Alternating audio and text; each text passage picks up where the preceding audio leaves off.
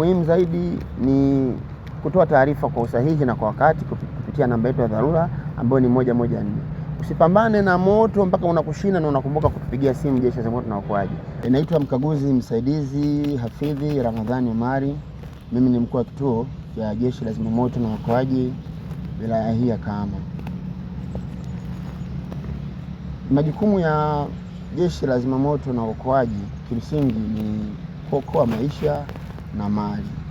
Sasa ndani ya uokoaji wa maisha na mali kuna vitu vingi ndani yake. Cha kwanza ni uzimaji wa moto. Unapoitwa au unapotokea majanga ya moto katika maeneo mbalimbali na tukaitwa, ni jukumu letu la msingi kabisa kuweza kuhakikisha tunapambana na moto huo. Lakini jukumu la pili ni kutoa elimu dhidi ya majanga ya moto na majanga mbalimbali. Tunaamini kwamba utoaji wa elimu unarahisisha au ni njia mojawapo ya kupunguza majanga, kwa sababu kitu ambacho mtu alikuwa hakifahamu ambacho kinaweza kumletea madhara, basi kupitia elimu ataweza kufahamu kwamba nikifanya kitu hiki naweza kusababisha janga la moto kutokea, na nikifanya kitu hiki naweza nikapambana na janga la moto linapotokea, na nikifanya kitu hiki naweza nikatambua moto unapokuwa katika hatua za awali. Kwa hiyo kutoa elimu ni jukumu letu la msingi kabisa. Lakini jukumu lingine ni kupambana na majanga mbalimbali katika engo za uokoaji kiujumla.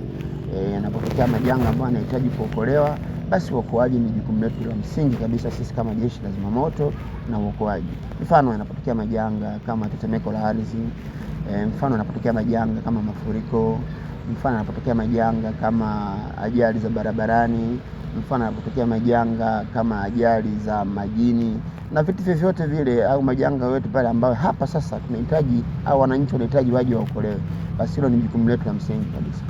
Lingine ni kufanya ukaguzi wa kinga na tahadhari dhidi ya majanga ya moto, hususan katika majengo. Hapa sasa tunakwenda kuangalia katika majengo kuna viashiria gani ambavyo vinaweza vikasababisha moto kutokea, lakini kuna mifumo gani ya kuweza kubaini moto unapotokea, lakini kuna mifumo gani ambayo inaweza ikapambana na majanga ya moto yanapotokea.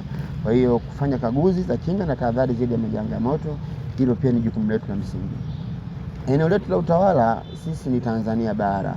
Kuna vituo kila mkoa na kila wilaya tupo, na baadhi ya wilaya ambazo hatupo bado tunaendelea kusambaa kwa haraka ili kuhakikisha tunaendelea kusambaza huduma za kuhakikisha tunafanya uokoaji wa wananchi pamoja na maisha yao kijumla. Muhimu zaidi ni kutoa taarifa kwa usahihi na kwa wakati kupitia namba yetu ya dharura ambayo ni 114. Usipambane na moto mpaka unakushinda na unakumbuka kutupigia simu Jeshi la Zimamoto na Uokoaji.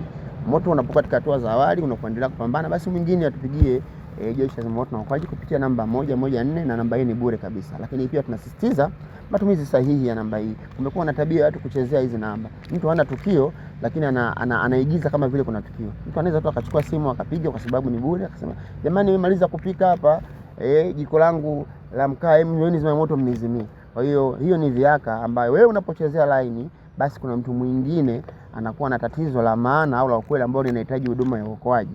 Lakini unapotoa pia taarifa ya uongo, unapotoa askari na mtambo, unatumia mafuta, lakini pia unafanya akili pia iweze kuchoka ya wapambanaji, kwa sababu wanajipanga kabisa tunakwenda kwenye tukio afu unakuta na tukio la uongo.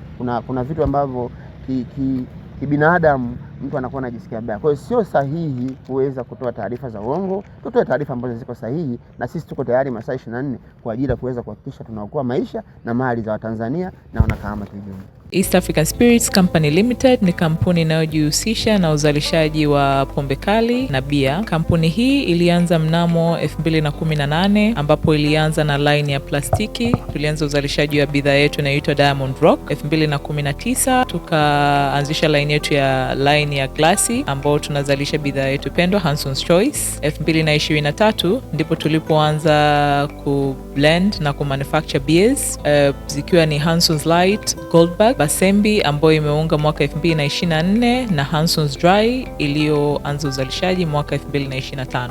Bidhaa zetu ni bora, salama, zimethibitishwa na TBS, lakini pia zina key element au niseme zina sifa kuu ya kutokuwa na hangover, kutokuwa na harufu mbaya, na pia zina bei nafuu kwa kila Mtanzania.